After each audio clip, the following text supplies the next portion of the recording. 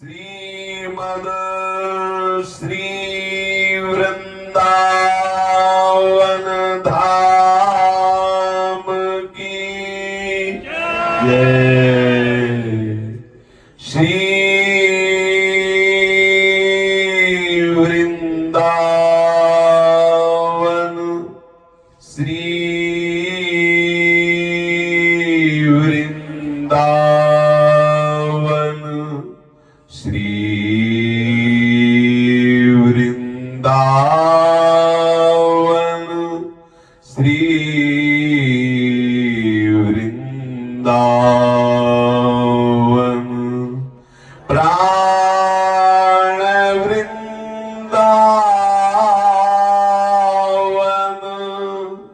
जीवन वृंदावन सर्वस्व वृंदावन श्री वृंदावन। श्री राधा वल्लभ लाल की जय। भक्तन के शुभ गुण चरित जो सुनी है चित लाए, ताके भक्ति बढ़े घनी अरु हरि हो ही सहाय। अजहू सोच विचारी के गही भक्तन पद ओट, हरि कृपालु सब पाछिली क्षमी है तेरी खोट। हरि कृपालु सब पाछली छवि है तेरी खोट। जिन महाभागवत भगवत प्रेमी रसिक संतों ने अपना संपूर्ण अंतःकरण श्यामा श्याम के श्री चरणों में समर्पित कर दिया है, जिनके शरीर की संपूर्ण चेष्टाएं भगवत प्रसन्नता के लिए होती हैं, जिनकी सुसुख वासना का नाश हो गया है, जिनकी ज्ञानेन्द्रियां एवं कर्मेंद्रियां शास्त्र सिद्धांत के अनुसार वर्ताव करती हैं, जिनका स्वभाव हो गया है प्रिया प्रीतम के नाम जप का, प्रिया प्रीतम के रूप चिंतन का, प्रिया प्रीतम के लीला गायन श्रवण चिंतन का, धाम निष्ठा नाम निष्ठा, ऐसे भगवत निष्ठ महापुरुषों के चरणों का आश्रय, ऐसे महापुरुषों की बताई हुई उपासना पद्धति से उपास्य तत्व में चित्त जोड़ते ही प्रेम लक्षणा भक्ति का प्रादुर्भाव हो जाता है। जिस प्रेम लक्षणा भक्ति के समक्ष मोक्ष को भी लघु कहा गया है, ऐसी प्रेम लक्षणा भक्ति केवल भगवत प्रेमी महात्माओं के संग से ही प्राप्त होती है। साथ में ये बात अपने आप लागू हो जाती है कि यदि हमें संत संग करना है तो जो भगवत विमुख जन है उनसे हमें घृणा या नफरत का भाव न रखते हुए दूरी बना के रखना है। संत संग का परहेज है कुसंग का त्याग। यदि इस भगवान की विचित्र मोहिनी माया पर विजय प्राप्त करके भगवत अनुराग रंग में डूबना है तो उसका एक ही उपाय है संत संग। बिन सत्संग न पावे प्राणी, तो साथ में कुसंग का संपूर्णतया त्याग होना चाहिए। कैसा? वर्णन करते हैं कि अहिमिव जन योगम सर्वदा वर्जयेद्यः गुणप्रमिव सुनारीं त्यक्तु कामो विरागी विषमिव विषयान्यो मन्यमानो दुरंता जयति परमहंसो मुक्ति भावम समेति। बहुत सुंदर बात है, उपासक ध्यान पूर्वक सुने। जिस तत्व की प्राप्ति के लिए हमें आकर्षित किया गया, आज तक हमको ये शब्द ही नहीं समझ में आया कि हम परमार्थ में चलते हैं। आज तक हमें यही समझ में आया कि मुझे घसीटा गया, मुझे इष्ट कृपा ने घसीटा, गुरु कृपा ने घसीटा, शास्त्र कृपा ने घसीटा, मुझे घसीटा गया परमार्थ में। मैं परमार्थ में चल रहा हूं, ऐसी बात ही नहीं समझ में आई। अगर मैं चल रहा हूं तो दुर्वासना में देखा है, अगर परमार्थ में चल रहा हूं तो घसीटा जा रहा है। जैसे कोई बच्चा खेल के लिए भागता है और मां उसे घसीटती है सुंदर भोजन प्रसाद पवाने के लिए, लेकिन उसकी दृष्टि अब भी खेल में ही है। ऐसे ही दुर्वासना मम सदा परिकर्षयन्ति, दुर्वासना का खेल खेलने के लिए मेरी ज्ञानेंद्रियां और मन भाग रहा है, लेकिन करुणामय वात्सल्य समुद्र सदगुरुदेव भगवान रूपी मां, इष्ट रूपी मां मेरे को घसीट रहे परमार्थ की तरफ। संत सदगुरुदेव की कृपा का जब हमें सानिध्य प्राप्त हुआ तो हमें इस सावधानी रखनी होगी, अहिमिव जन योगम सर्वदा वर्जयेद्यः। जो भगवत विमुख लोगों की समाज है, चाहे एक व्यक्ति हो चाहे 100 व्यक्ति हो, उनको ऐसे देखे जैसे सांप को देख के डर लगता है। इसमें किसी तर्क की गुंजाइश नहीं है। बरुभलवास नरक करता था, दुष्ट संग जन दे विधाता। बहुत सुलझने का विषय है। सत्संग तो हम करते हैं लेकिन कुसंग छोड़ते नहीं। परहेज ठीक ना होने के कारण अमोघ अचूक दवा काम नहीं कर पा रही है। आज तक कभी भी कहीं भी किसी को भी दैवी संपदा की प्राप्ति हुई है या भगवत प्राप्ति हुई तो उसका मूल कारण है संत समागम। संत समागम का जैसा रंग चढ़ना चाहिए वैसा रंग इसलिए नहीं चढ़ता कि कुसंग हम त्याग नहीं पाते। और कुसंग कैसे त्यागना, बोले अहिमिव, सर्प जैसा।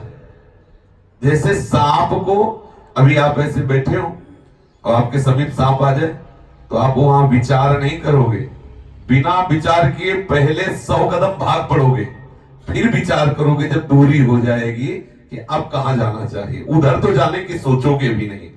ऐसे ही जो भगवत विमुख पुरुषों का सानिध्य है, जो कंचन कामिनी में आसक्त जन है, भगवत चर्चा, भगवत नाम, भगवत गुण लीला धाम आदि से जो विमुख है, ऐसे पुरुषों का संग अहिमिव जन योगम सर्वदा वर्जयेद्यः।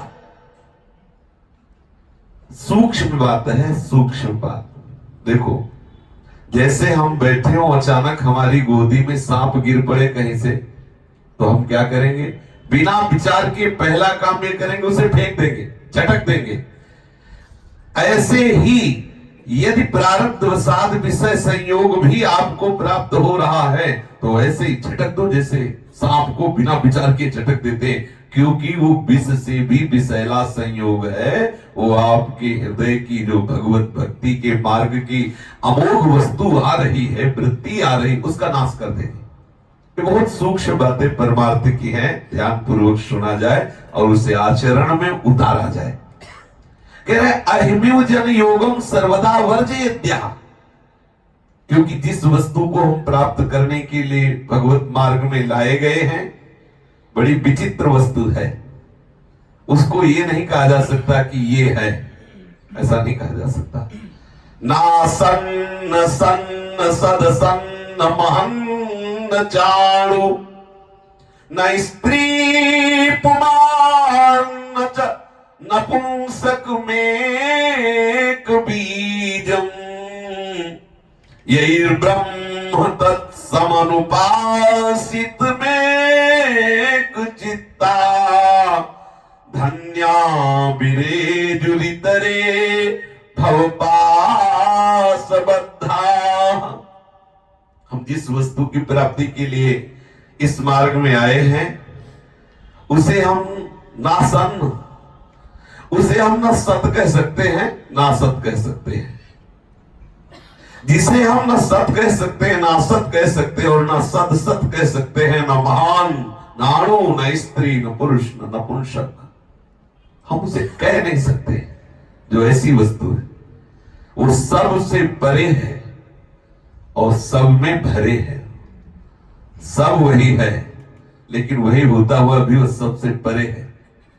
क्योंकि सब वही है तो हमें तृप्त हो जाना चाहिए ना। देख लिया ना, गुरु भी वही है, जड़ भी वही, चैतन्य भी, तो देख लिया और हृदय में आ जाना चाहिए कि अब कछुनाथ न चाहिए मुरे, जो उसके मिलने का परिणाम है। अब कृत्य भयो में अपायो परम विश्राम। क्या ऐसा होता है? नहीं होता। तो कह रहे ना सन्न सन्न सदसन्न महान चाणु न स्त्री पुराण न च नपुंसक में बीजम।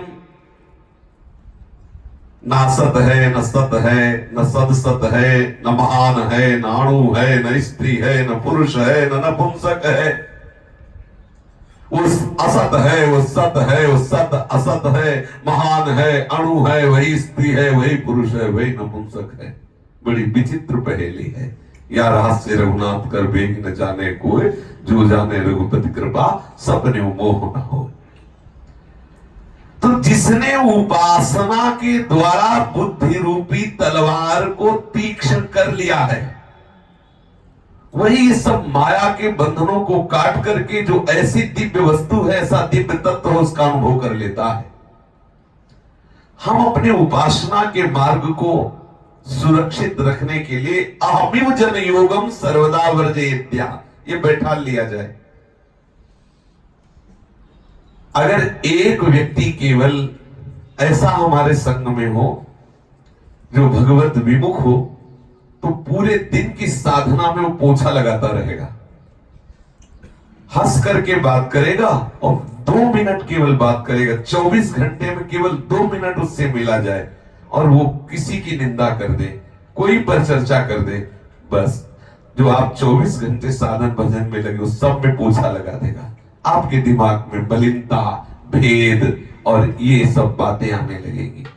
खास करके इस बात पर विशेष ध्यान देना है कि जो भगवत विमुख है वो कोई भी हो, हमें उसे तजिए ताहि कोटि बैरी समझद्यपि परम स्नेही जाके प्रिय राम। ये नियम ले लेना चाहिए। सत्संग करते हैं और सत्संग सुनते हैं लेकिन ये बात हम धारण नहीं करते।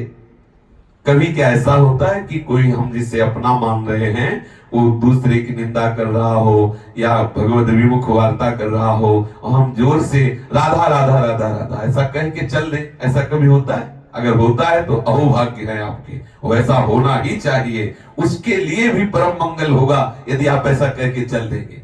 जब आपसे कोई संसारिक चर्चा कर रहा हो और आप उसी समय कृष्ण कृष्ण कृष्ण कृष्ण राधा राधा राधा राधा राधा राधा और आप वहां से चल दे तो ये उसके लिए ऐसा उपदेश होगा कि एक तो दोबारा वो आपसे संसारिक वार्ता नहीं करेगा और तीसरी बार उसका हृदय चलने लगेगा, उसका हृदय चलेगा, उसका सुधार हो जाएगा। पर हम बहुत रस लेके फिर दूसरे की निंदात्मक लोक वार्ता पर चर्चा करने लगते हैं। हमें सावधान होना है। हमारे आचार्य महापुरुष जन कह रहे हैं अहमेव जन योगम सर्वदा वर्जयेत्या कुणपमिउ सुनारी त्यक्तु कामो विरागी। चाहे जितनी सुंदर स्त्री हो, यदि आप उसे भोग के भाव से देख लिए तो आप चाहे जितने बड़े विवेकवान हो, मिले या न मिले आप भ्रष्ट हो जाएंगे। ये उसका प्रभाव है। भगवान ने स्वयं शास्त्रों में ये वर्णन किया है कि यदि आप हमारे स्वरूप का परिचय प्राप्त करना चाहते हैं तो इस आकर्षण से बचिए। जैसे पहला बताया कि जो भगवत विमुख लोग हैं उनको ऐसे दूरी से त्यागो जैसे हम सांप को देखते ही दूर से त्याग देते हैं। जन समूह को सदा सर्प सहवास के समान त्यागता रहे। और जो चाहे आपन कल्याणा सुजस सुमत शुभगति शुभ नाना सो परनार लीलार गोसाई तजो चौथ के चंद की नाई।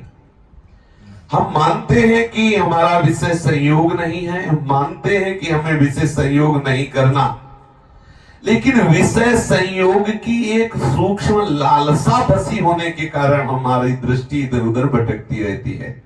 साधक को पहले निश्चय कर लेना चाहिए कि आप जिस मार्ग में आए हो कहीं ना कहीं आपका मन राजी तो है ही इस मार्ग में। अगर राजी ना होता तो जबरदस्ती कोई आपको परमार्थ में नहीं ला सकता। आप कहीं ना कहीं सपोर्ट दे रहे हैं। और आपसे अगर कहा जाए कि आप सुंदर ब्याह कर लो, घर में रहो, तो आप पक्का ना कर देंगे, ना कर देंगे। अगर घर में रहकर ब्याह से युक्त होकर माता पिता की सेवा करते हुए सदगृहस्थ भावना से चलते तो आपको बहुत सुंदर मार्ग परमार्थ का आगे चलकर प्रकाशित हो जाता। लेकिन यदि आपने परमार्थ मार्ग का अवलंबन लेकर के और पराई बहन बेटियों की तरफ गंदी दृष्टि से आपने भावना बिगाड़ी तो आपको भोग में सुख मिल नहीं सकता, क्योंकि हृदय जलेगा आपका। धर्म रहित है ना, धर्म रहित चेष्टा कभी शांति सुख का अनुभव नहीं होने देगी।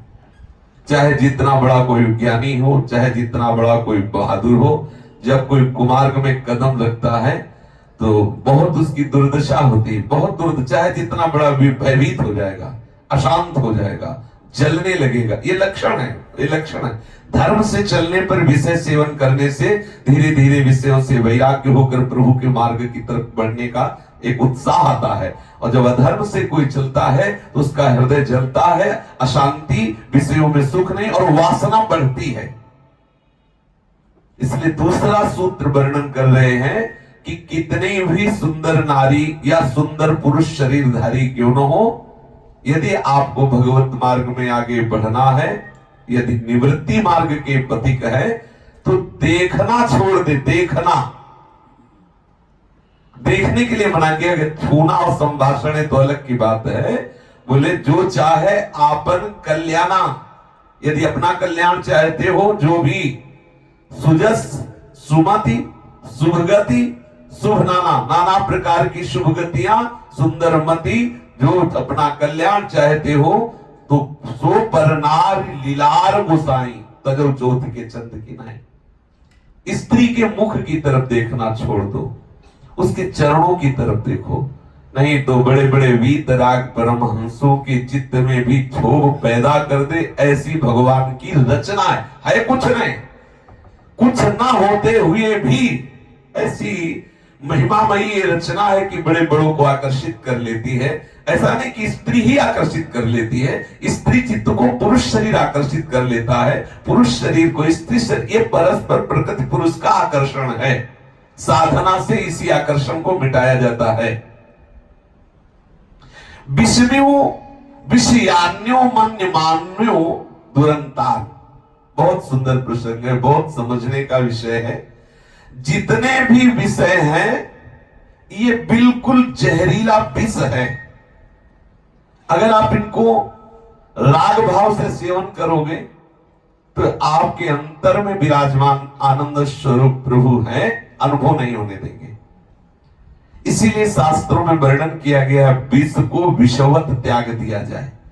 जब गुरुजन आचार्य जन ऐसा कह रहे हैं, अब जैसे संखिया विष है, खाओगे तो मर जाओगे, लेकिन यदि उसे वैद्य शोध के दे दे तो बड़ी बड़ी बीमारियों में वो औषधि का काम करता है, दमा आदि सब है।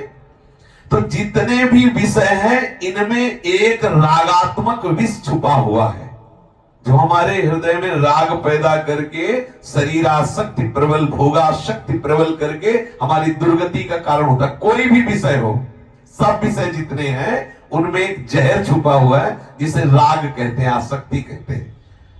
अब हमें विषय सेवन करना है जीवन यात्रा के लिए, तो पहला शास्त्र के विधान के अनुसार विषय सेवन किया। जिसके लिए जो विधान है, प्रवृत्ति मार्ग, निवृत्ति मार्ग, उसमें जो विधान जिसके लिए जिस समय है, पहला शास्त्र विधान के अनुसार विषय सेवन किया जाए, दूसरा भगवद अर्पित करके विषय सेवन किया जाए, तीसरा जीवन निर्वाह की केवल आवश्यकता के लिए किया जाए, भोगों के लिए नहीं, तो विषय रूपी विष भी वैसे ही लाभदायक होगा जैसे संख्या जहर होने पर भी यदि वैद्य शोध करके दे दे तो दमादि बीमारियां, बड़ी बड़ी असाध्य बीमारियों पर भी वो लाभ प्रदान करता है। यहाँ वर्णन कर रहे 3 बातों पर विशेष ध्यान देने की बात कही गई। बोले अहमिव जन योगम सर्वदा वर्जयेद्यः। सर्वदा सभी कालों में भगवद विमुख पुरुषों का संयोग सांप की तरह जहरीला है। दूर से भागो, उनसे मिलो मत, जो विषयी पुरुष हैं। श्री सौभरी महाराज ने भी कहा, संगम त्यजेत मिथुन व्रतिनाम मुमुक्षु। जो मुमुक्षु, जो मुक्त होना चाहता है, जो मैथुन धर्म से युक्त प्राणी है, इनका संग त्याग दे। संगम त्यजेत मिथुन व्रतिनाम मुमुक्षु। जो मुक्त होना चाहता है, जो मैथुन धर्म से अर्थात इंद्रियों के विषय संयोग सुख को ही सुख मानने वाले, मैथुन का तात्पर्य है जो इंद्रिय जन्य भोगों में केवल सुख मानते हैं, ऐसे लोगों का संग त्याग दे। संगम त्यजेत मिथुन व्रतिनाम मुमुक्षु। जो मुक्त होना चाहता है, कैसे? बोले अहमिव जन योगम सर्वदा वर्जयेद्यः। जैसे सांप को देख के दूरी बनाई जाती है, ऐसे भगवत विमुख विषयी पुरुषों का संग त्याग देना चाहिए। बोले इतना क्या खतरनाक है? केवल दृष्टि गई थी अजामिल जी की, केवल दृष्टि।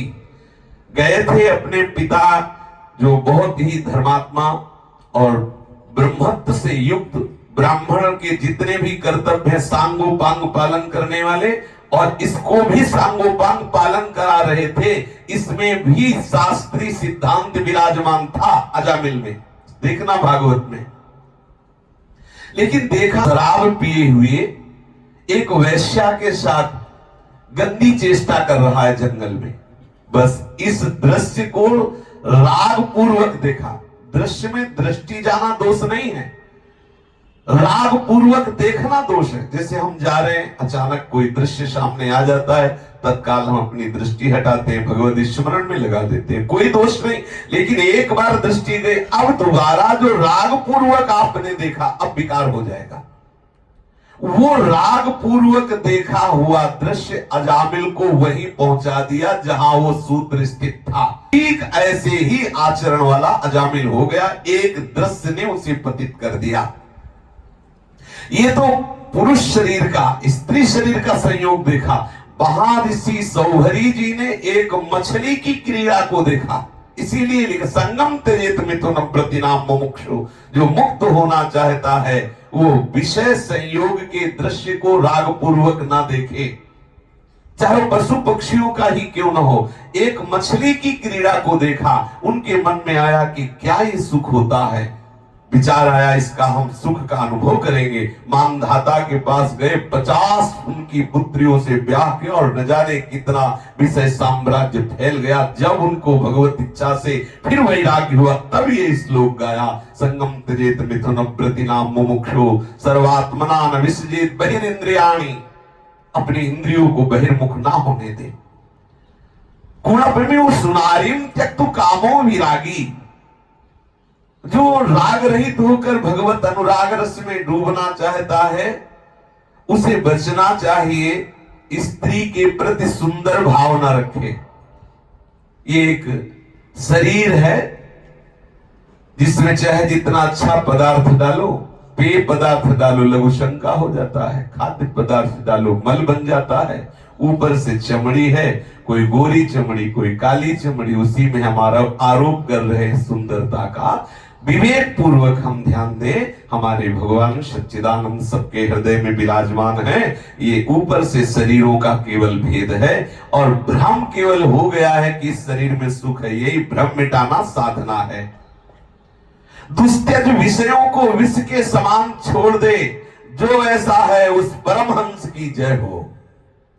जय हो, जय हो उस परमहंस की, जिसने जन समाज, जो भगवत विमुख जन है, उन्हें सर्प के समान त्यागा, स्त्री के शरीर की तरफ सौ बुद्धि करके वैराग्यवान होकर के उसे त्यागा, और समस्त विषयों को विषयान्यो मन्य मानो दुरंताम, जो दुस्त्यज विषय है उन्हें विष के समान मानकर त्याग दिया।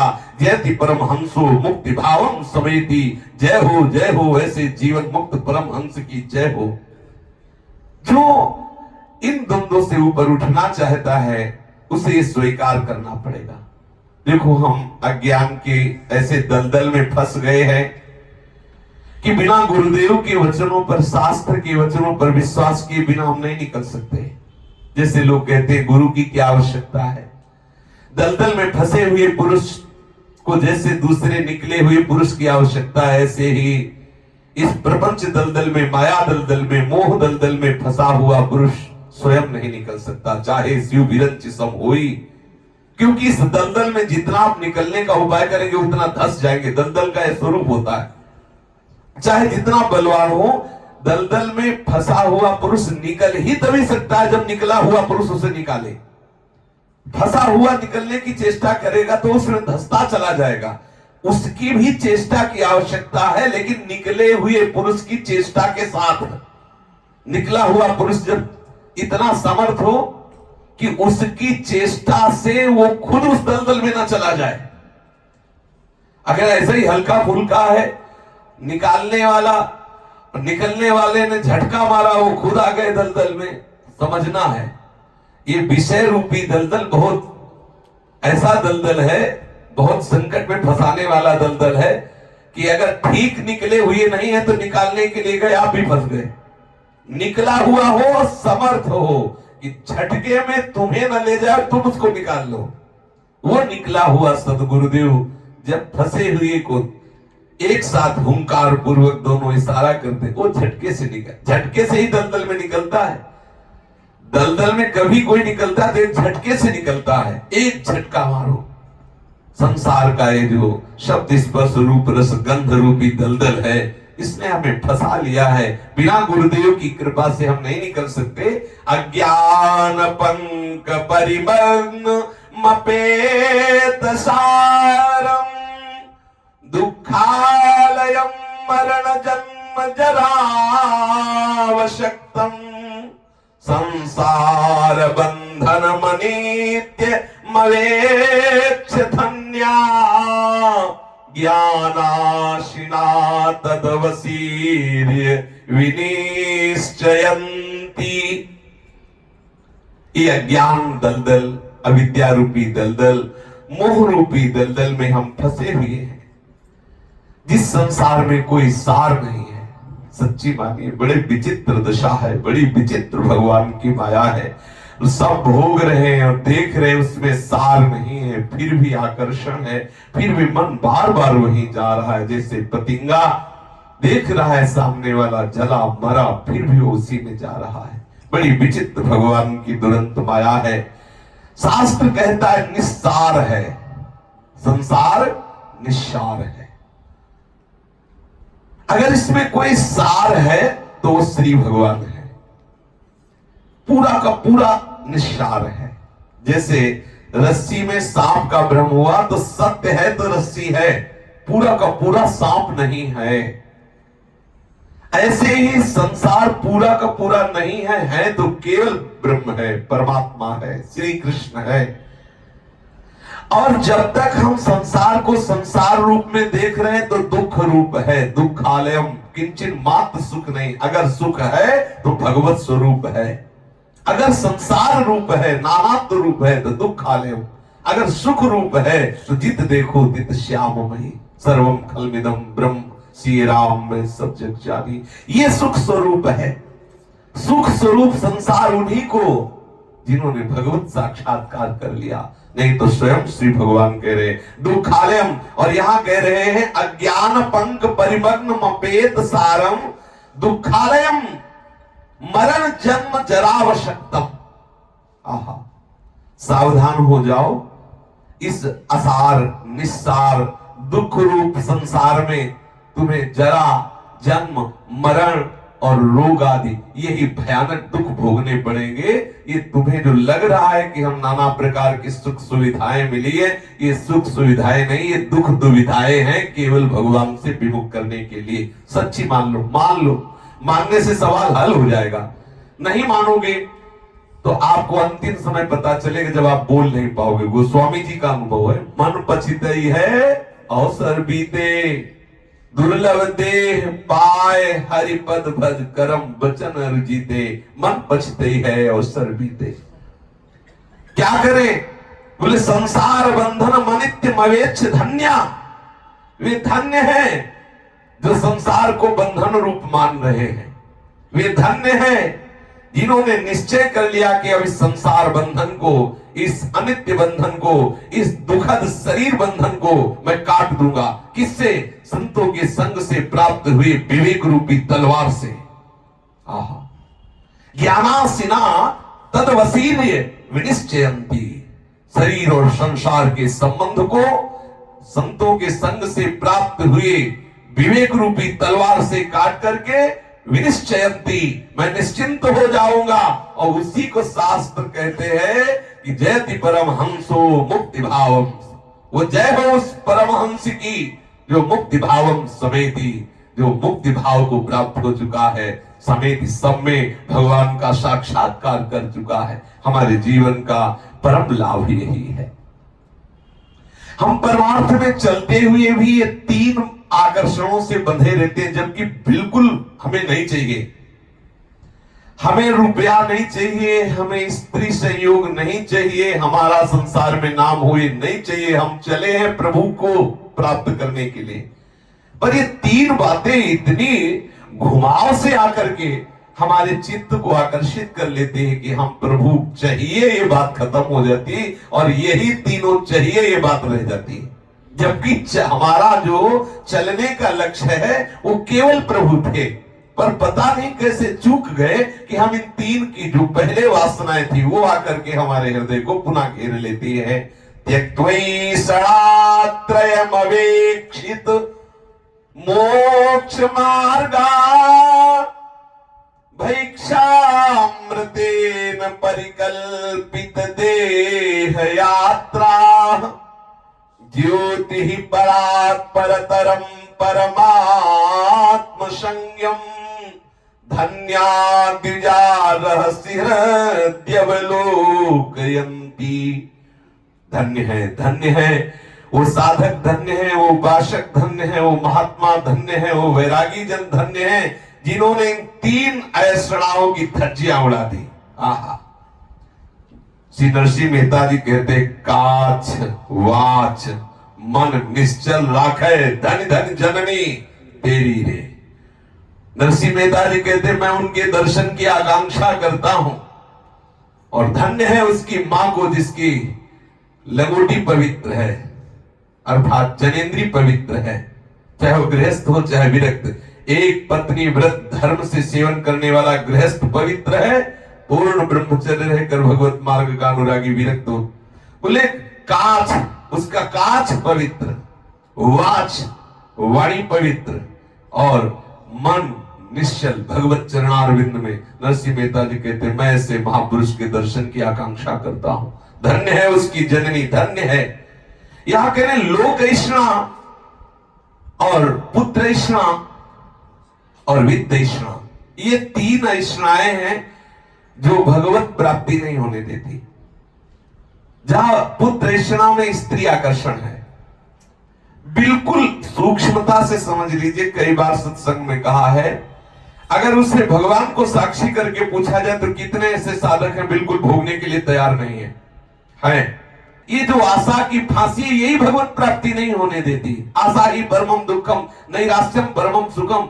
नहीं, कितने ऐसे साधक हैं जिनसे कहा जाए कि मैं अभी तुम्हें वो भोग देता हूं, जो चाहते हो भोग लो, वो नहीं भोगेंगे। लेकिन नहीं भोगने की अंदर बात होने पर भी भोगने की सूक्ष्म चाह बनी रहती है। बड़े धन्य भाग हैं उन साधकों के जिन्होंने बहुत दृढ़ निश्चय करके इस ढीलापन को नष्ट कर दिया। नहीं, रखना ही नहीं। कैसे आंख उठाएं जब हमें इस मार्ग में ही नहीं जाना। हरि गुरु आश्रित होकर के हमें उनके इशारे पे चलना है, मन के इशारे पे नहीं चलना। त्यक्त्वैषणात्रय, हमारा नाम हो जाए, क्या होगा इससे? इससे होगा क्या? इतने बड़े बड़े महात्मा हो गए जो वास्तविक महात्मा थे, तुम कितने दिन उनका नाम स्मरण करते हो? कितनी बार स्मरण? तुम्हारा कौन नाम?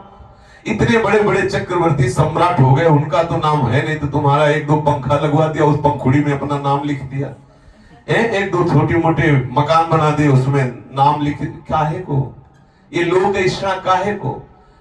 कितने बड़े भगवान हैं, उनका तुम कई बार नाम जप करते हो? तुम्हारा नाम बोले हमारा नाम हो जाए। जिनके नाम से पूरा त्रिभुवन जी रहा है, उनका नाम तो कोई जपता नहीं जपता। तुम्हारा नाम कौन जपेगा? एक पौशाला खुला दिया, उसमें अपना नाम लिख दिया। एक छोटा सा कोई कार्य कर दिया, उसमें पत्थर में नाम लिख। बुद्धि में तुम्हारे पत्थर पड़ गया है। जिसने अनंत ब्रह्मांडों को रचा, उसका तो कोई नाम नहीं लेना चाहता। तेरा नाम कौन लेगा? और तेरे नाम में दम भी क्या है? उसके नाम में तो दम है नहीं? राम बोलो, कृष्ण बोलो, हरि बोलो, चमत्कार पैदा हो जाए। जिसके नाम का वेद गुणगान करते हैं, उसके नाम का तुम जप नहीं करते, उसके नाम का स्मरण नहीं करते, तुम अपना नाम लिखवा के क्या करोगे? ये वासना जीव को भगवत प्राप्ति नहीं होने देती। लोक ऐसा, लोक में मेरा नाम हो जाए। और यदि आप हरि नाम जप करोगे तो त्रिभुवन में आपका यश हो जाएगा। बिस्तर सब जग विमल की रति, साधु संगति ना टरे, बास वृंदा विपिन पावे, श्री राधिका जो कृपा करे। आप नाम जप करके देखो, सारा संसार आपको नमस्कार करने लगेगा।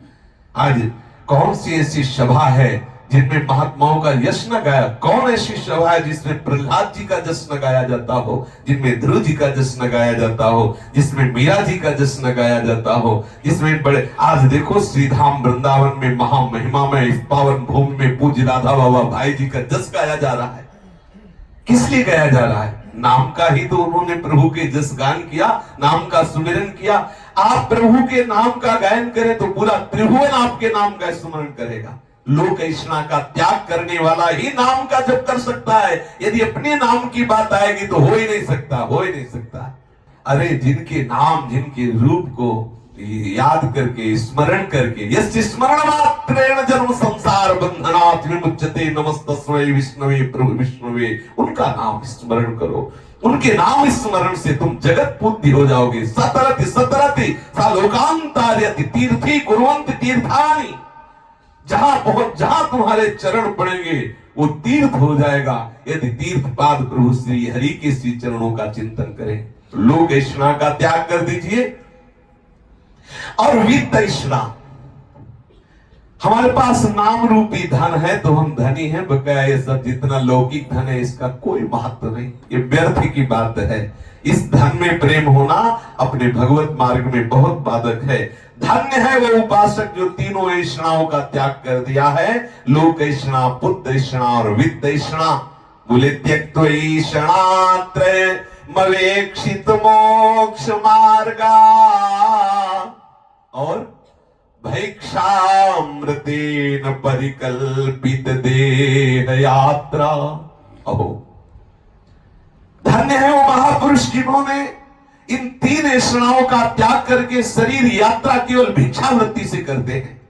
भैक्षामृतेन, भिक्षा रूपी अमृत से अपनी देह यात्रा को पूर्ण करते हैं। वैराग्य में क्या सुख है ये भोगी क्या जाने, और भिक्षान्न में क्या शक्ति है ये वो क्या जाने जो नए नए पदार्थ रोज बना के पाता है, खूब अपने रसेंद्री को पुष्ट करता है। वो क्या जाने कि भिक्षान्न में कितना अमृत है, कैसा परमार्थिक बल है, कैसे आत्मानंद की अनुभूति कराने वाला बल है उस भिक्षान्न में। यहां कह रहे कि जो शरीर यात्रा है भिक्षाटन से पूर्ण करते हैं और लोक तृष्णा, पुत्र तृष्णा और वित्त तृष्णा को रौंद देते हैं, अर्थात कहीं किसी भी तरह से हृदय में न मान की इच्छा है, न कंचन की चाह है, न कामनी के प्रति राग है, और भिक्षाटन के द्वारा उदर पोषण करते हुए शरीर यात्रा करते हैं, तो उनको ज्योतिष स्वरूप परात्पर परम तत्व का अनुभव हो जाता है। हमारी श्री लाडली जी महाराज के लिए भी आया है, तेजो रूप निकुंज कलयन नेत्रादि पिंड स्थितम महातेजस स्वरूप, मानो एक साथ अनंत बिजलियां प्रकाशित हो गई हो, ऐसा श्री लाडली जी महाराज के श्री अंगों से तेज प्रकट होता है। जो इस तरह से जीवन व्यतीत करते हैं तो ज्योति परात्पर तरम परमात्म संगम धन्या द्विजा राशि हृदयवलोकयंती, उन्हें कहीं बाहर नहीं खोजना पड़ता, हृदयवलोकयंती हृदय रूपी निकुंज में ही उनको दिखाई देता। नारायण या गौर श्याम को हृदय निकुंज, चाहे आप परमात्मा उपासक हो, चाहे ब्रह्म उपासक हो, चाहे प्रिया प्रीतम के उपासक हो, सबसे पहले हृदय में साक्षात्कार होता है। भगवत साक्षात्कार हृदयवलोकयंती, हृदय रूपी बिहारी का जब दर्शन होता है तो जिधर दृष्टि डालो, चाहे आंख मूंदो चाहे आंख खोलो, वही दिखाई देता, जित देखो तित श्याम वही है। हमारे हृदय का ये दृढ़ निश्चय हो जाए कि हमें इसी जन्म में प्रियालाल की प्राप्ति करनी है, तो कंचन कामनी कीर्ति पर विजय प्राप्त करना कोई कठिन बात नहीं है। प्रसंग चल रहा है, पूज्य श्री राधा बाबा और भाई जी महाराज तीर्थ यात्रा में हैं। गोमती नदी में स्नान करने पर उनको त्रिविक्रम वामन भगवान का वो रूप दिखाई दिया जो बलि जी के दरवाजे पर सेवक रूप, द्वारपाल रूप, उससे पीछे चर्चा हुई। अब गोमती द्वारिका से 20 मील पूर्वोत्तर कच्छ की खाड़ी में एक छोटा द्वीप है, बेट द्वारिका। इसे बेट द्वारिका कहते हैं। ओखा से नौका द्वारा समुद्र की खाड़ी पार करके बेट द्वारिका पहुंचना होता है। इस द्वीप में एक विशाल चौक में 3 महल है, 2 मंजिले एवं 5 महल है, 3 मंजिले। द्वार में सीधे पूर्व की ओर जाने पर श्री कृष्ण का महल मिलता है, पूर्व की ओर प्रद्युम्न जी का और मध्य में रणछोड़ राय जी का, और दूसरी ओर त्रिविक्रम भगवान वामन का मंदिर है बेट द्वारिका में। और इस मंदिर के आगे पुरुषोत्तम जी, माता देवकी जी, माधव जी का मंदिर है। कोट के दक्षिण पश्चिम की ओर अंबा जी का, पूर्व में गरुड़ जी का, रणछोड़ जी के महल के समीप ही सत्यभामा एवं जाम्बवती जी का मंदिर है। इसके पूर्व की ओर साक्षी गोपाल जी का, उत्तर की ओर रुक्मिणी जी का, और रुक्मिणी जी के ही समीप एक बहुत सुंदर मंदिर है श्री राधा जी का। ये बेट द्वारिका में पूज्य श्री राधा बाबा ये सब दर्शन कर रहे हैं। राधा बाबा के कानों में जे ही ये बड़ा के सामने श्री कृष्ण महल है, ये पढ़ते ही आंख बंद हो गई और वो डूब गए श्री कृष्ण महल में, तन्मय हो गए। बाहर सब दर्शन हो रहा है, बाबा की आंख मुंदी हुई है। वो तो नित्य श्री कृष्ण महल में रहते हैं, उसी श्री कृष्ण महल में खो गए। जब देखा कि राधा बाबा चलने लायक नहीं है, बेसुध हो रहे, तो एक जगह आसन एकांत में लगा दिया गया। बाबा बैठ गए, सब लोग दर्शन करने गए, पर बाबा शांत निष्पन्द बैठे हुए हैं। अब लोग दर्शन करने जा रहे हैं, कोई आ रहे हैं, परंतु बाबा को शुद्ध नहीं है, बेशुद्ध हुए राधा बाबा बैठे हुए हैं। लोगों ने फिर भाई जी महाराज से हनुमान प्रसाद पोद्दार जी को सूचना दी कि अब यात्रा कैसे आगे बढ़े। बाबा तो समाधि भाव को प्राप्त हो गए, शरीर एकदम चेतना शून्य है। भाई जी महाराज तुरंत वापस होकर आए और अपने हाथ से राधा बाबा को हिला रहे हैं। फिर जल लिया, मुंह धोया। भाई जी महाराज ने राधा बाबा का थोड़ा जल पिलाया, थोड़ी सी चेतना आई राधा बाबा को। उन्हें पोद्दार महाराज की दृष्टि में जो ही दृष्टि मिलाई तो देखा कि साक्षात श्री कृष्ण खड़े हैं। जो जिस भावना में मगन होता ना, दूसरा वहां कोई रहे, ब्रह्म नहीं, माया नहीं, नहीं जीव नहीं काल, अपनी हुस्न रही एक रहे हो नंदलाल। जिधर देखता है उधर प्रीतम ही प्रीतम नजर आता है। अब वो बार बार ये राधा बाबा आंख मूंदते खोलते कि जो मैं देख रहा हूं वही अंदर है, वही बाहर है। ये क्या, मैं ध्यान में हूं या स्वप्न में हूं या जागरण में हूं? बाबा निश्चय नहीं कर पा रहे। ये महामोदमय स्थिति। ये मैं जग रहा हूं कि मैं स्वप्न में देख रहा हूं कि मैं ध्यान में देख रहा हूं, निर्णय नहीं कर पा रहे हैं।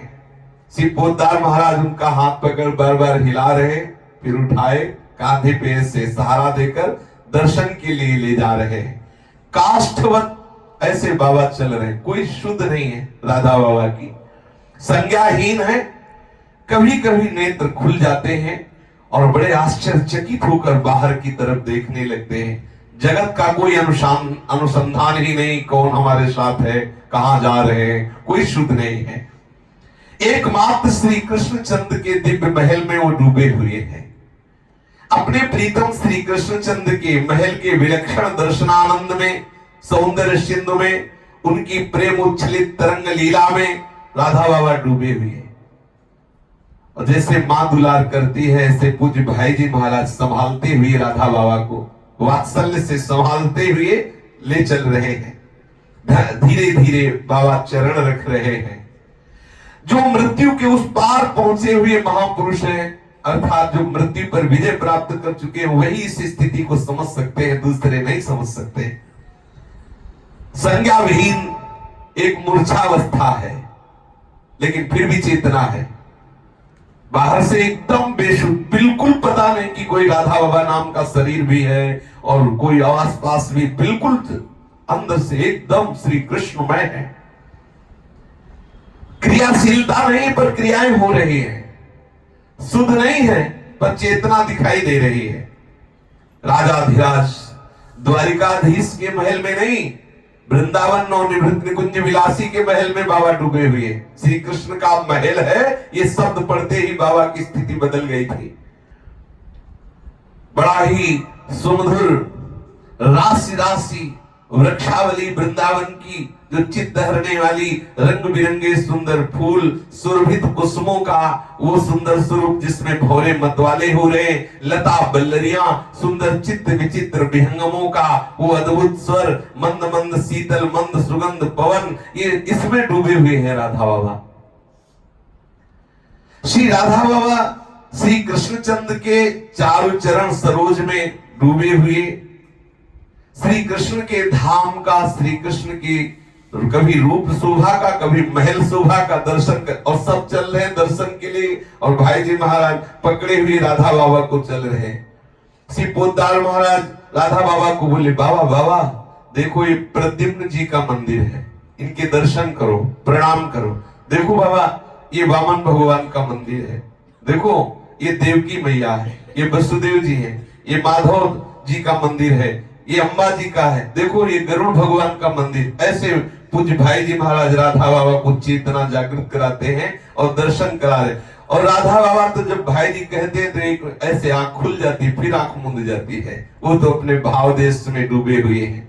प्राण प्रीतम श्री कृष्ण चंद अनेकों रूप धारण करके अपने भक्तों को आनंद देते हैं। श्री पोद्दार महाराज राधा बाबा को सत्यभामा और जाम्बवती के भी महल में ले गए और वहीं पूर्व की ओर साक्षी गोपाल मंदिर, वहां दर्शन कराया। उत्तर में रुक्मिणी जी के मंदिर में दर्शन कराया। फिर जाम्बवती जी के मंदिर के पूर्व में गोवर्धन नाथ जी का मंदिर है, वहां राधा बाबा को ले गए, वहां दर्शन कराया। राधा बाबा तो अपने ही भाव में डूबे हुए हैं। बस भाई जी महाराज परिचय बताते जाते हैं, ये मंदिर है, इसमें ये ठाकुर विराजमान है। श्री पोद्दार जी महाराज राधा बाबा को दुलार करते हुए शंखोद्धार तीर्थ ले गए और कहा देखो ये वो स्थान है जहां शंख सरोवर है, भगवान शंख नारायण का मंदिर है। यही प्रभु श्री कृष्ण ने शंखासुर को मारा। शंख नारायण भगवान के मंदिर में वहां बहुत सुंदर सुंदर 10 अवतारों के मंदिर हैं, वहां 10 अवतारों के रूप विराजमान हैं। पूज्य श्री राधा बाबा को कहा कि देखो बाबा देखो यहाँ मत्स्य भगवान विराजमान है। देवी का मत्स्य भगवान विराजमान, तो सारी चित्त वृत्ति राधा बाबा की अचानक मत्स्य भगवान पर गई कि मत्स्य भगवान देखो भगवान कितने महामहिमामय है, पर मछली का रूप धारण किया। मछली रूप कोई वंदनीय रूप थोड़ी है, बड़ा दुर्गंध युक्त है। मत्स्य योनि एक तो वैसे ही लोक निंदित है, दूसरे तमोगुणी योनि है। और असह्य परतंत्रता है, जल के बिना वो एक क्षण नहीं जी सकती। सर्वशक्तिमान भगवान एक कर्म बंधन से बंधे हुए जीव की तरह मछली का शरीर धारण किया। महात्मा जन, परमहंस जन जिनकी कीर्ति का गान करते हैं, ऐसे भगवान मछली का रूप धारण करते हैं तो कैसी लीला होती होगी। राधा बाबा चिंतन कर रहे हैं कि इतने सुंदर ब्रजेंद्र नंदन, जिनके श्रीअंग की गंध से बड़े बड़े परमहंसों का चित्त लुभायमान हो जाए, वो मछली का रूप धारण किया। बड़ी विचित्र इनकी लीला है। सुनते हैं इनकी इस मत्स्य अवतार की लीला।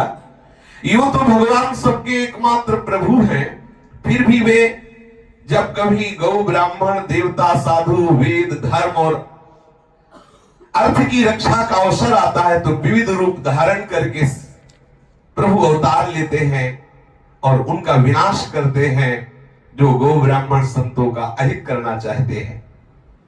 सर्वशक्तिमान प्रभु वायु की तरह नीचे उठे छोटे बड़े सभी प्राणियों में अंतर्यामी रूप से लीला करते रहते हैं, परंतु उन प्राणियों के बुद्धिगत गुणों से वे छोटे बड़े या ऊंचे नीचे नहीं हो जाते, क्योंकि वे वास्तव में समस्त प्राकृत गुणों से रहित है। इसीलिए महात्मा जन उन्हें निर्गुण कहते हैं, प्राकृत गुणों से रहित है।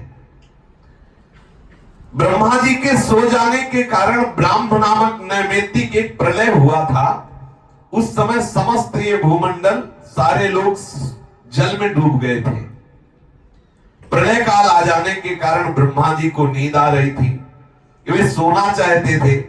उसी समय वेद ब्रह्मा जी के मुख से निकल पड़े तो पास में ही रहने वाले हयग्रीव नामक बलि दैत्य ने योग बल से उन्हें चुरा लिया। सर्वशक्तिमान भगवान श्री हरि ने दानवराज हयग्रीव की एक चेष्टा जान ली, इसलिए भगवान मत्स्य अवतार धारण किए। एक सत्यव्रत नाम के बड़े उदार एवं भगवत परायण राजा थे। वो केवल जल पीकर भजन कर रहे थे, भगवान की प्रसन्नता के लिए केवल जल लेते थे और भजन करते थे, जिनका नाम था सत्यव्रत। वर्तमान महाकल्प में विवस्वान सूर्य के पुत्र श्राद्ध देव के नाम से विख्यात हुए हैं, वही सत्यव्रत जी। उन्हें भगवान ने वैवस्वत मनु बना दिया।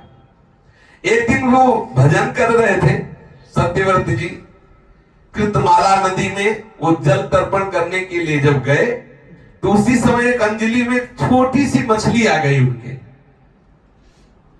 परीक्षित उस छोटी सी मछली को जब अंजलि में देखा तो सत्यव्रत ने अंजलि में आई हुई मछली को जल में डाल दिया। इसका जीवन जल है, ऐसे डाल दिया। अब उस मछली ने बड़ी करुणा भरे स्वर में कहा कि राजन, ये आपका कार्य ठीक नहीं हुआ। तो उन्होंने आश्चर्य किया कि ये मछली कैसे बोल रही। बोले, राजन आप बड़े दयालु हो और आप जानते हो कि जल में रहने वाले जो जंतु हैं बड़े बड़े, वो हम छोटी मछलियों को खा जाते हैं। और आप भक्त हो, आप शरणागति की भी बात जानते हो, और मैं आपकी अंजलि में ऐसे नहीं आई, जानबूझ के आए हूं कि मैं बच जाऊंगी, आप मेरी रक्षा कर लेंगे। ये बड़ी बड़ी मछलियां ही हमें खा जाएंगी, और भी बहुत जंतु हैं। मैं आपकी अंजलि में इसलिए आई हूं, आपने मुझे छोड़ दिया। आप मुझे इस नदी के जल में छोड़ दिया कि आप मेरी रक्षा नहीं कर सकते। और राजा सत्यव्रत को इस बात का पता नहीं था कि ये कौन है। अब मछली के रूप में जो पधारे हुए प्रभु हैं, उनका तो परिचय वो जानते नहीं थे। देखो, एक बात ध्यान रखना है, जो भजन करते हैं उनको हर समय सावधान रहना चाहिए। प्रभु किसी भी रूप में आ सकते हैं, हर समय सावधान रहो। कोई भी सामने जीव जंतु मनुष्य कोई भी आए, तुरंत परीक्षा करो, मेरे प्रभु तो नहीं है, मेरे नारायण, मेरे हरि, मेरे कृष्ण, मेरे गोविंद इस रूप में तो नहीं आए। आप एक दिन देख लेंगे कि सब रूपों में वही आ रहे हैं और आप आनंद मगन हो जाएंगे। अब उस मछली ने जब ऐसा कहा कि आप इतने शरणागत वत्सल समर्थ हैं और मैं आपकी अंजलि में आई, मुझे भय लग रहा है ये सब बड़े बड़े जीव मुझे खा जाएंगे, और आपने पुनः मुझे जल में डाल दिया। राजा ने कहा, मैं संकल्प लेता हूं, अब मैं तुम्हारी रक्षा करूंगा, कोई भी जीव तुम्हें खा नहीं सकता। सत्यव्रत ने उस मछली की ये बात सुन करके अपनी अंजलि में मछली को ले लिया और एक पात्र में उस मछली को डाल दिया और आश्रम पर ले आए जहां बैठ के भजन करते थे। आश्रम पर लाने के बाद एक रात में छोटी सी मछली पूरे कमंडल में भर गई और उसने कहा, राजन, ये जिस पात्र में मुझे रखे हुए पात्र छोटा हो गया, मैं तो बढ़ गई हूं। राजा ने देखा कि एक रात में इतनी बड़ी हो गई छोटी सी मछली। अब तो कमंडल में कष्ट पूर्वक भी ये नहीं रह सकती, तो अब इसके लिए बड़ा सा कोई स्थान नियत कर दिया जाए जहां सुख पूर्वक ये रह सके। सत्यव्रत ने मछली को कमंडल से निकालकर एक बहुत बड़े मटके में रख दिया। परंतु 48 मिनट बाद फिर आवाज आई कि महाराज, ये मटका भी छोटा हो गया, मैं इसमें भी देखो इतनी बड़ी हो गई। राजा सत्यव्रत ने कहा कि अब तुम क्या चाहते हो? तो उनका ये मटका मेरे लिए पर्याप्त नहीं, मैं सुखपूर्वक इसमें नहीं रह सकती, मैं तुम्हारी शरण में हूं, इसलिए तुम्हें व्यवस्था करनी चाहिए जहां मैं सुखपूर्वक रह सकूं। सत्यव्रत ने उस मछली को बल लगा करके उठाया और एक जाकर सरोवर में डाल दिया।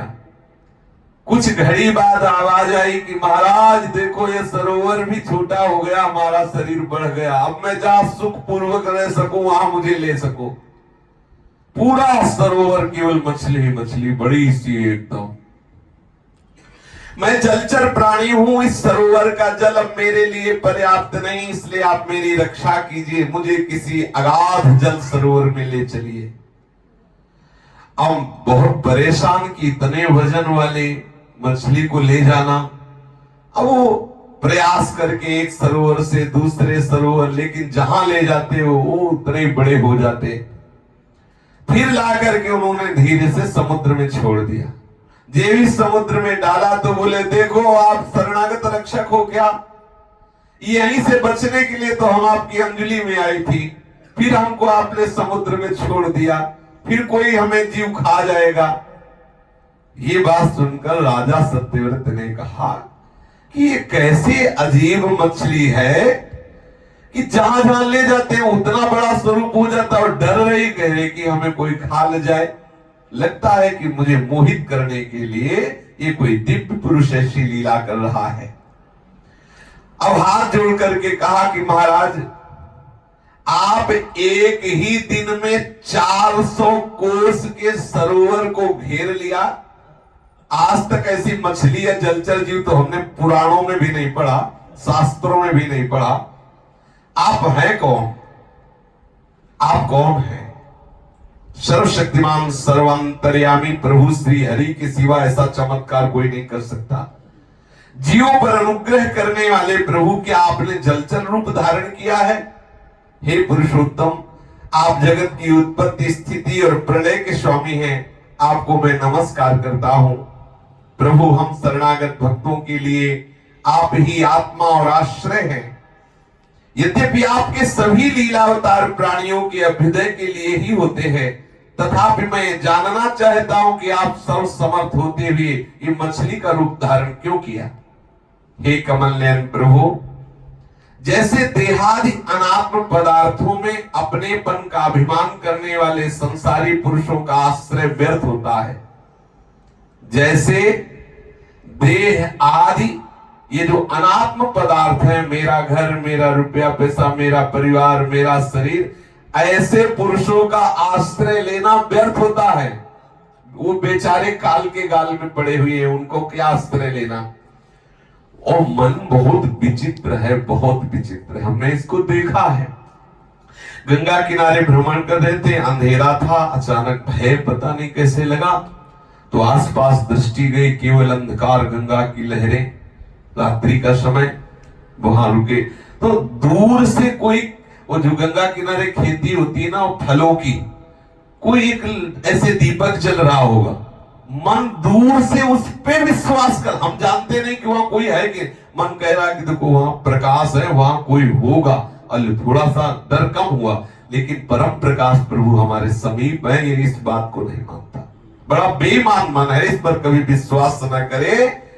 ये उन पुरुषों का आश्रय लेना चाहता है जो स्वयं काल के गाल में है, जो देहाभिमानी है, जो नाना प्रकार की वासनाओं से पिसे हुए हैं, ये उनके आश्रय से सुखी होना चाहता है। बड़ा विचित्र है ये बात। जो संसारी पुरुषों का आश्रय लेता है उसका आश्रय व्यर्थ हो जाता है। और जिसने आपके चरणों की शरण ली, चाहे जैसे ली, जो कोई भक्ति करे कपट से उसको भी अपनाऊं, साम दाम और दंड भेद से सीधे रास्ते लाऊं, नकली से बनाऊं असली। यही तो मेरे मन में खड़ी, हम सब उसी में हैं, हम सब नकली हैं, असली तो ठाकुर बुलाते हैं। उनकी करुणा ही वास्तविक भक्ति प्रदान करती है। नकली से बनाओ असली, भगत मेरे मुकुटमणि। चरणों की शरण कभी व्यर्थ नहीं होती। कोई किसी भी भाव से प्रभु का आश्रय ले ले, क्योंकि आप सबके अहेतुकी प्रेमी, परम प्रीतम और आत्मा है। न तेरविंदाक्ष पदोपसर्पणम् मृषा भवेत् सर्व सुहृत् प्रियात्मनः यथेतरेषां पृथिव्यात्मनां सदा मदीदृशो यत् वपुरद्भुतं हीनः। आपके श्री चरणों का आश्रय है कमल नयन, कोई किसी भी भाव से ले ले। आप सबके हेतुकी प्रेमी है, परम प्रीतम है, परम आत्मा है, इसलिए उसका शरण लेना कभी व्यर्थ नहीं हो सकता। आपने इस समय जो रूप धारण किया, हमें दर्शन दिया, मुझे पूर्ण विश्वास हो गया कि इस मत्स्य रूप में आप ही हैं। आपकी बड़ी कृपा है। भगवान अपने अनन्य प्रेमी भक्तों पर अत्यंत प्रेम करते हैं। ये कोई प्रेमी हृदय ही जान सकता है, करते सब पर है। जब जगतपति मत्स्य भगवान ने अपने प्यारे भक्त राजऋषि सत्यव्रत की ये बात सुनी, तो उनका प्रिय और हित करने के लिए, साथ ही कल्पांत के प्रलयकालीन समुद्र में विहार करने के लिए उनसे कहा। आज के 7वें दिन भूलोक आदि तीनों लोग प्रलय समुद्र में डूब जाएंगे। उस समय जब तीनों लोग प्रलय काल की जलराशि में डूबने लगेंगे, तब हमारी कृपा से तुम्हारे पास एक बहुत बड़ी नौका आएगी। उस समय तुम समस्त प्राणियों के सूक्ष्म शरीरों को लेकर सप्त ऋषियों के साथ उस नौका पर चढ़ जाना, और सब जितने भी धान्य, छोटे बड़े प्रकार, जो अन्न भोजन आदि के, ये सब बीज, सब्जियों का अंश स्वरूप, ये सब नाव में रख लेना। सब ग्रंथ पंथ सब ऐसी नाव होगी, और वो नाव खेने वाले स्वयं प्रभु श्री हरि होंगे। कह रहे हैं उस समय समस्त प्राणियों के सूक्ष्म शरीरों को और सप्त ऋषियों को और सब छोटे बड़े धान्य, जौ आदि समस्त बीजों को लेकर के तुम उस नाव पे चढ़ जाना, क्योंकि प्रलय हो जाएगा। उस समय सब और एकमात्र केवल लहराता हुआ महासागर अथाह जल ही जल होगा, और घोर अंधकार होगा, कहीं प्रकाश नहीं होगा। ये सब होता है, आगे भी होगा।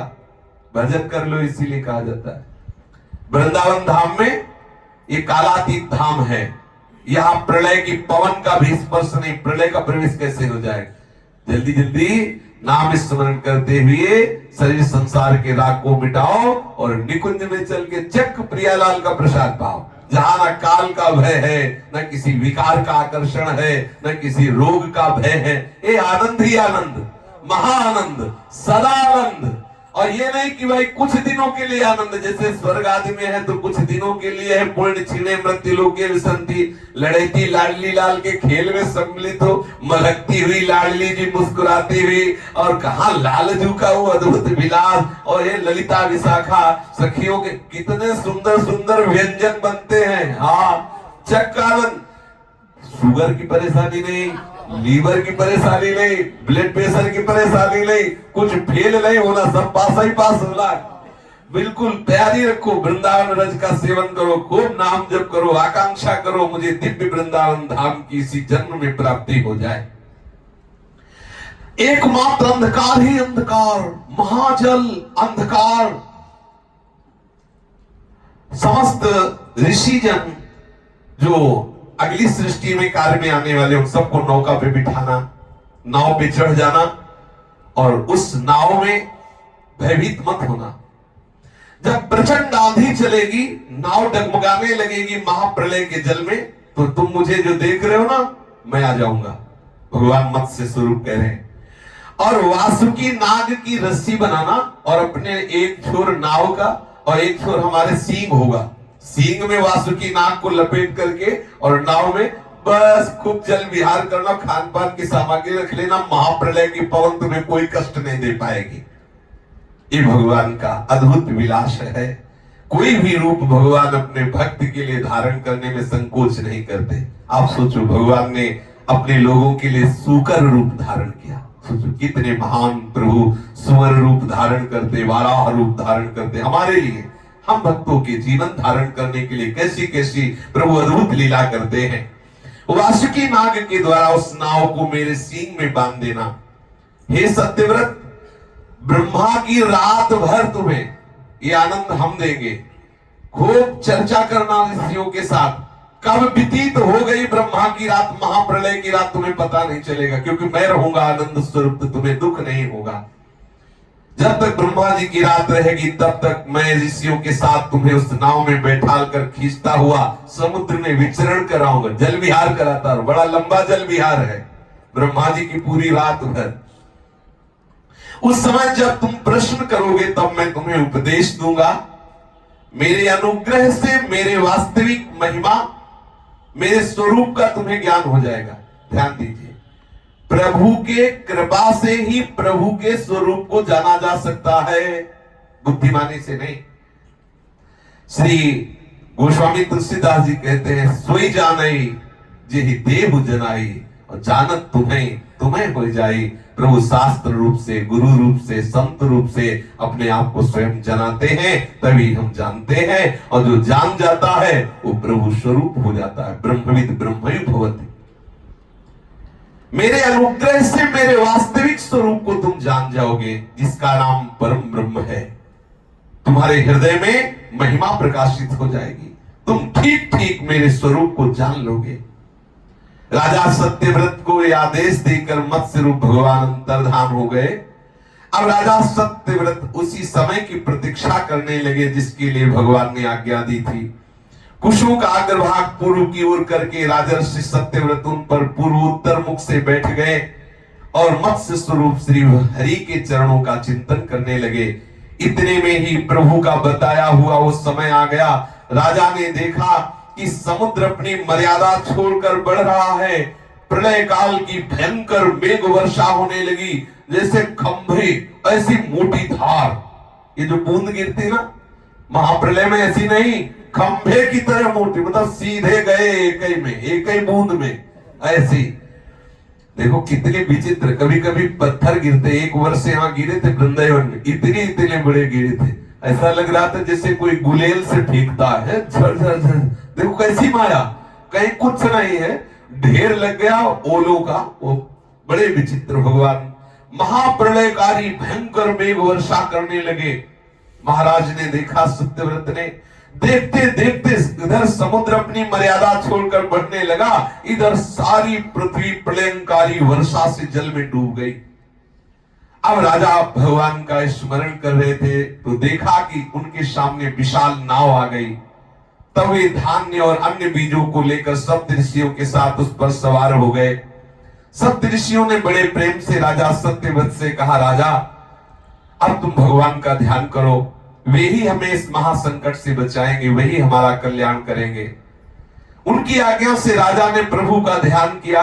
उसी समय देखा कि वही मत्स्य रूप भगवान जो उनकी अंजलि में आए थे, वही विशाल रूप धारण किए हुए आ रहे। श्याम वर्ण है इस मत्स्य का, विशाल। वैसे मछली के नेत्रों की शोभा क्या कहना। जब कभी किसी के नेत्रों का वर्णन करना होता है तो मीन के नेत्रों का भी उदाहरण, खंजन मीन मृगज मद मेटत कहा कहो नैनन के। श्याम वर्ण लालजू महाराज और सुंदर उनके नेत्र और मत्स्य रूप धारण किए हुए हैं।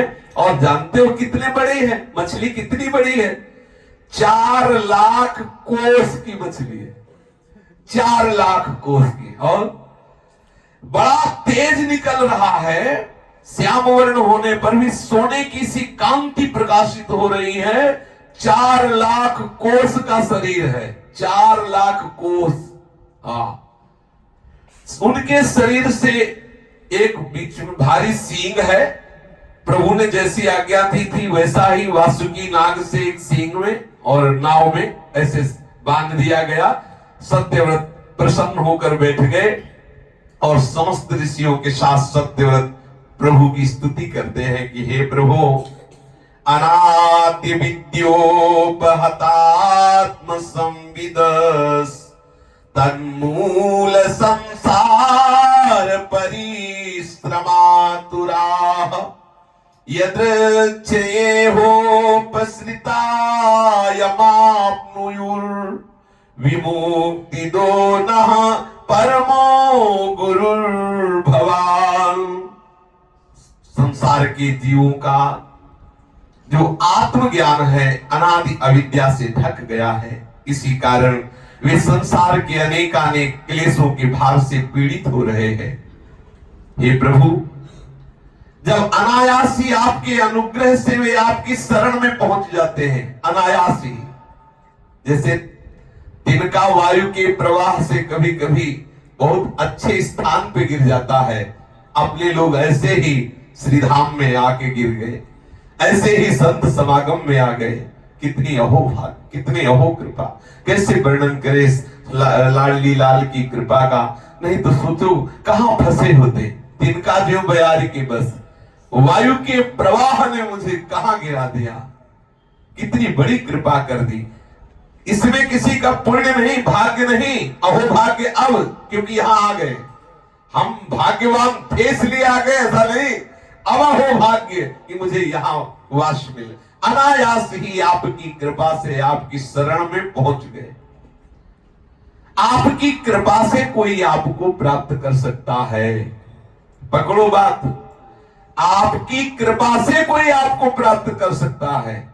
तो हम क्यों न रो करके याचना करें कि नाथ काहे को दौड़ा रहे हो, जब आप अपनी कृपा से ही मिलते हो तो करो कृपा और मिल जाओ मुझे। मेरी सामर्थ्य नहीं कि मैं आपको दौड़ कर पा सकूं, नाथ आप कृपा करो। इसलिए हमें बंधन से छुड़ाकर वास्तविक मुक्ति देने वाले परमो गुरु भगवान, आप गुरुओं के भी परम गुरु हो।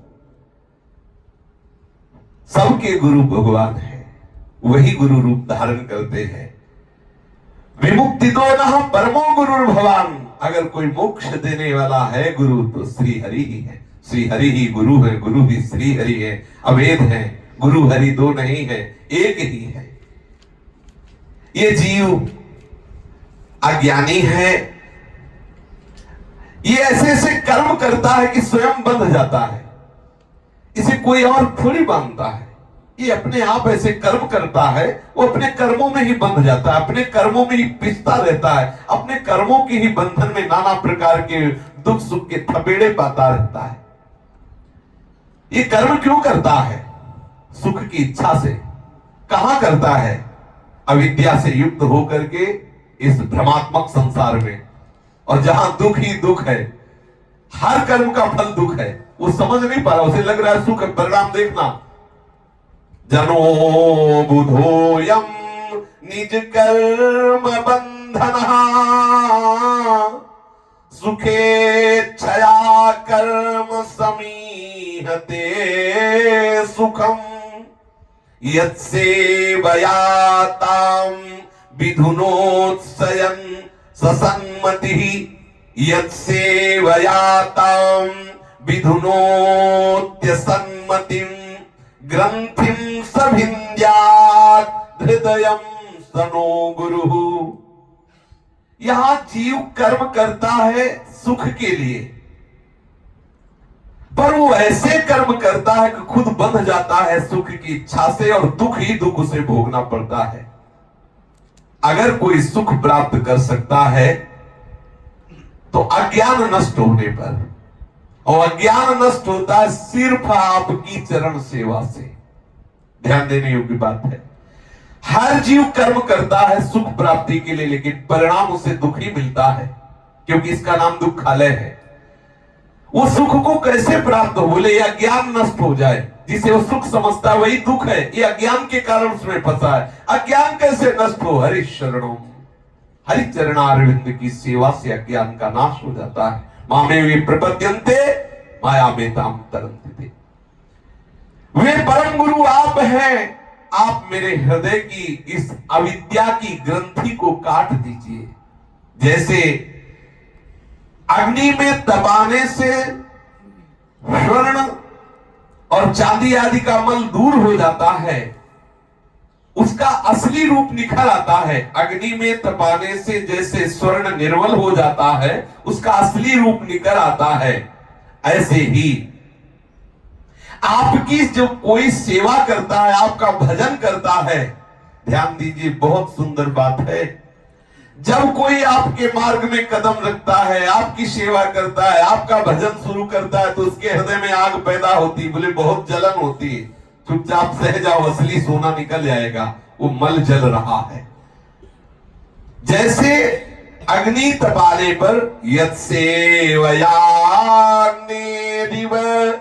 रुद्र रोदनम पुमान विजयान मलमात्मनस्तमः भजेत वर्णम निज में ससोव्ययो भूयात स ईशा परमो गुरुर्गुरु।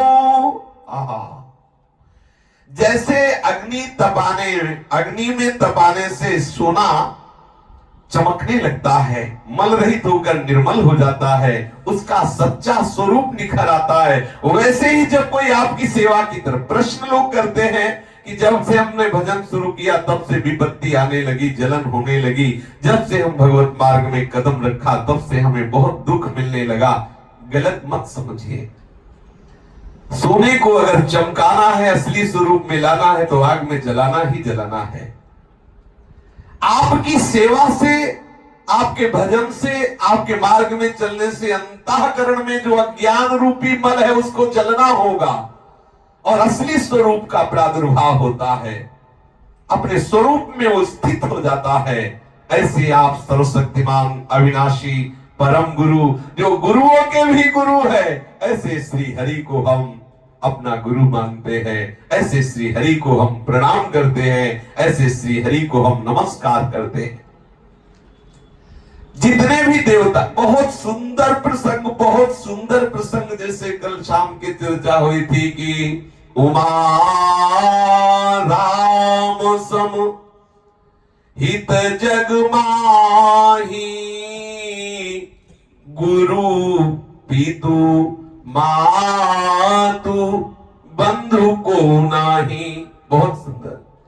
नयत प्रसारायुत भाग लेस मन्ने च देवा गुरु जना स्वयं कर तुम समेता प्रभवन्ति पुंसस तमीश्वरम त्वाम शरणम प्रपद्ये। जितने भी देवता हैं सब एक साथ मिलकर कृपा करें, और जितने भी गुरु हैं सब एक साथ मिलकर कृपा करें, और जितने भी जीव हैं वो सब एक साथ मिलकर कृपा करें, तो भी आपकी कृपा की बराबरी नहीं हो सकती। उमा राम समहित जगमाही गुरु पितु मातु बंधु को नाही। यदि हम गुरु को केवल व्यक्ति मनुष्य मानते हैं तो बात नहीं बनने वाली। वही परम कृपाल सदगुरुदेव का रूप धारण कर मुझे संभालने आया है, अगर ये भावना नहीं है तो आपके हृदय का ज्ञान मल नष्ट नहीं होगा। ध्यान देना। वही बंदो गुरुपद कंज कृपा सिंधु नर रूप हरि हरि हरि से 1 इंच भी अगर कम भावना रही तो फिर बात बनेगी नहीं। और अगर केवल ये भाव रहा कि गुरु साक्षात पर ब्रह्म, तो कोई ऐसा ज्ञान नहीं है जो आपको अपने आप अनुभव में ना जाए, कोई ऐसी सत्ता नहीं जो आपके अधीन ना हो जाए। लेकिन गुरु में सिर्फ पर ब्रह्म बुद्धि होनी चाहिए, इससे नीचे नहीं। मोदे अधिक गुरु हिजिए जानी स्वयं भगवान आदेश कर रहे हैं। अगर ऐसा नहीं है तो कह रहे समस्त देवता एक साथ मिलकर के समस्त गुरु एक साथ मिलकर के और समस्त जीव एक साथ मिलकर कृपा करे तो भी प्रभु की कृपा के 10,000वें अंश की भी बराबरी नहीं कर सकते। तो हम अपने गुरुदेव को साक्षात प्रभु ही माने, क्योंकि साक्षात प्रभु ही है। जब चराचर जगत प्रभु है तो गुरु तो परब्रह्म है। गुरु ब्रह्मा गुरु विष्णु गुरुदेव महेश्वरा गुरु साक्षात परब्रह्म तस्मै श्री गुरुवे नमः। ध्यान देने का बहुत सूक्ष्म विषय है कि यदि आप गुरु को मनुष्य मानते हैं तो आपके हृदय की अविद्या का नाश नहीं होगा, चाहे जितनी साधना कर ले। गुरु अगर भगवत स्वरूप भाव आ गया तो फिर और किसी की कृपा की जरूरत नहीं है। संतों ने अनुभव किया है कि एक तरफ गोविंद खड़े हो, एक तरफ गुरु खड़े हो, तो किधर जाना है? गुरु की तरफ, गोविंद की तरफ नहीं। उस रीति से क्या होगा? गुरुदेव की कृपा प्रसाद से गोविंद तुम्हारे अधीन हो जाएगा। अगर गुरुदेव की इस बात से हिलना हो जाए कि ये तो साधन मात्र है गोविंद की प्राप्ति की, तो कभी गोविंद पकड़ में नहीं आ सकता। देख लेना, गुरुदेव तो एक साधन मात्र है भगवत प्राप्ति के। वास्तविक बात तो भगवान ही है, तो वास्तविक बात तक पहुंच ही नहीं सकते, क्योंकि वही वास्तविक बात ही गुरुदेव रूप से आई है। और जिसने ये जान लिया वही सच जान लिया। सच्ची बात मान लेना। यही भ्रम हो जाता है कि मनुष्य तो मनुष्य होता है, ठीक है, साधु महात्मा है, संत है, साधक है, एकमात्र एक साधन है भगवत प्राप्ति का। भगवान तो भगवान है, कहीं भगवान कोई और दूसरा हो सकता है क्या? तो बस ये अविद्या बनी रही तो गोविंद छुआई नहीं देने वाला, देख लेना। और अगर गुरु साक्षात परब्रह्म तो गोविंद पकड़े ही पकड़े हैं। गोविंद कभी तुम्हें छोड़ नहीं सकते। इसलिए हे सर्व गुरुओं के गुरु, आप मेरे गुरु हो। गुरु कौन है? हरि, हरि ही गुरु है। गुरु गोविंद न भेद कराए, संत सकल सुनो चितलाए, श्री हरिवंश प्रताप जस। अब कह रहे हैं यदि आपने गुरु को हरि रूप, हरि को गुरु रूप नहीं माना तो कह रहे हैं अचक्षुरंधस्य यथाग्रणी कृतस्। बहुत सुंदर प्रसंग है। अचक्षुरंधस्य यथाग्रणी कृतस् तथा जनस्या विदुषो बुधो गुरु त्वमर्क दृक् सर्वदृशां समीक्षणो वृतो गुरुर्नः सुगतिं बुभूत्सताम्। जय हो, जय हो। जैसे कोई अंधा किसी अंधे को ठेका ले कि हम तुम्हें पूरा मार्ग पार करवा देंगे। अगर आपने अपने गुरुदेव भगवान को साक्षात परब्रह्म रूप नहीं माना तो ऐसा ही होगा जैसे किसी अंधे ने किसी अंधे को पार करने का ठेका ले ले, या कोई अंधा किसी अंधे का आश्रय ले ले, तो दोनों जाके उसी गड्ढे में गिरेंगे। अचक्षुरंधस्य यथाग्रणी कृतस् तथा जनस्या विदुषो बुधो गुरु। जैसे कोई अंधा अंधे को ही अपना पथ प्रदर्शक बना ले, वैसे ही अज्ञानी जीव यदि किसी जीव को गुरु बनाता है, ध्यान रखना, गुरु कभी जीव नहीं होता, जीव कभी गुरु नहीं बन सकता। ध्यान देना, जीव कभी गुरु नहीं हो सकता, जीव कभी गुरु नहीं हो, ईश गुरु होता है। अगर आपने जीव को गुरु बनाया तो अंधे ने अंधे को पकड़ लिया, दोनों गिरेंगे। गुरु कौन है? साक्षात परब्रह्म है। कोई ऐसी जगह नहीं जहां परब्रह्म नहीं है। जब हम एक धातु की या मृत्तिका की मूर्ति में गुरु या इष्ट की भावना करके सिद्धि प्राप्त कर लेते, तो चलते फिरते चैतन्य में हम क्या भगवत भाव करके परमात्मा प्राप्ति नहीं कर सकते? यदि आपने किसी अज्ञानी को अपना गुरु बनाया तो वो क्या होगा? जैसे अंधे का साथ लेकर अंधा चलता है तो दोनों गड्ढे में गिर जाते हैं। अब एक बात हमारी भावना से बननी है। यदि हम ये भावना करें कि हमारे गुरु साक्षात परब्रह्म है, तो आपकी भावना से परब्रह्म तत्व आपका गाइड करने लगेगा। वो आपको उस परम तत्व का बोध करा देगा, क्योंकि उसी के बोध कराने से बोध होता है। जानत तुम्हें तुम्हें हो जाए, फिर आप वही हो जाओगे। सोई जाने जे देव जनाई, जानत तुम्हें। कौन से कहा जहां प्रभु नहीं। तो जहां आपकी श्रद्धा पूर्ण पर ब्रह्म बुद्धि हो, तनिक भी मनुष्य बुद्धि न हो। यदि मनुष्य बुद्धि हुई तो अंधा अंधे को गुरु बनाकर चले तो रास्ते में दोनों गड्ढे में ही गिरेंगे। हे आत्मस्वरूप, हे स्वयं प्रकाश, हे समस्त इंद्रियों के पीरक प्रभु, मैं आपको गुरु के रूप से वर्ण करता हूं। हे प्रभु, मैं आपको गुरु रूप से वर्ण करता हूं। श्री सदगुरुदेव भगवान साक्षात परब्रह्म परमात्मा तत्व है। ऐसी भावना से जो चिंतन करता है उसके हृदय में बिना उपदेश के ज्ञान पहुंच जाता है। ये बड़े आश्चर्य की बात है कि धनुर्विद्या जैसा कार्य बिना प्रगट गुरु के हो ही नहीं सकता। लेकिन निष्ठावान एकलव्य ने जब द्रोणाचार्य की मृतिका की मूर्ति बनाई और प्रणाम करके जो ही प्रत्यंचा चढ़ाता तो पूरा ज्ञान उसके हृदय में धनुर्विद्या का गुरु प्रताप से आ गया।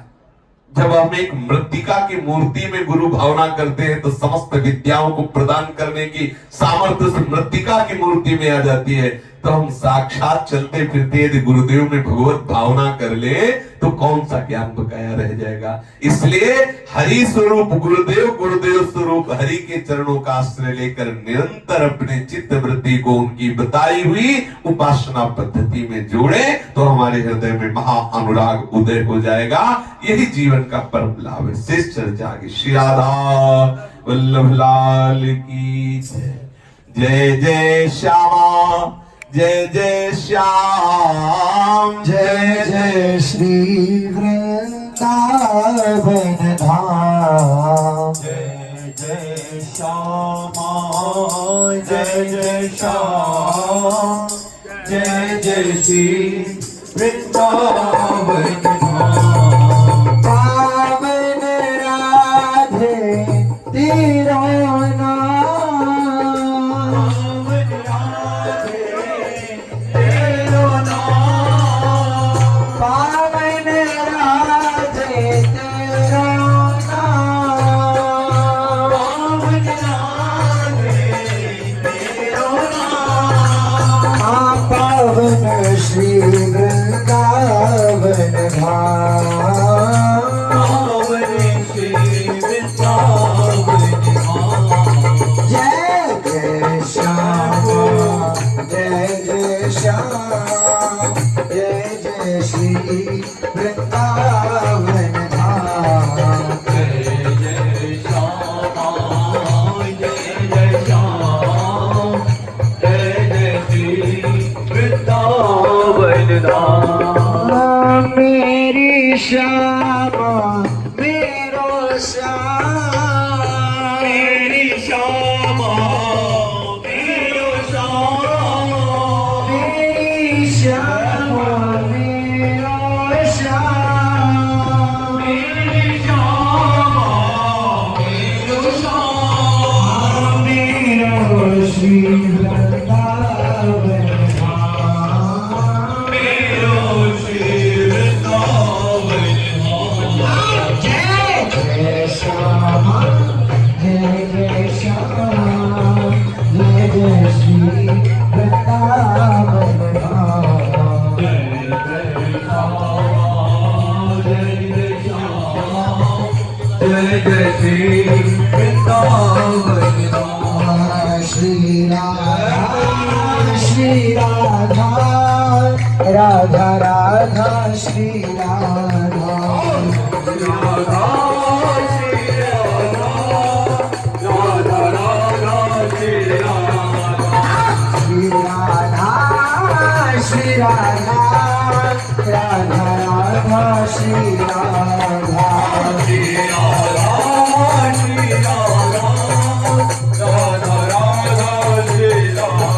श्री राधा, श्री राधा, राधा राधा श्री राधा।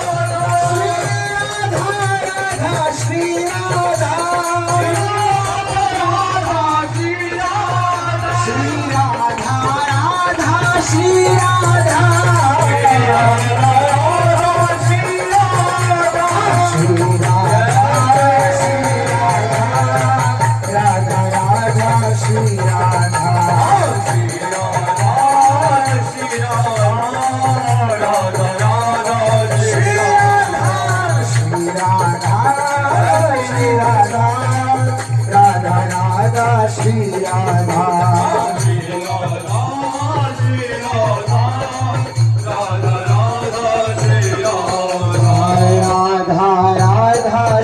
राधा राधा राधा श्री राधा राधा राधा श्री राधा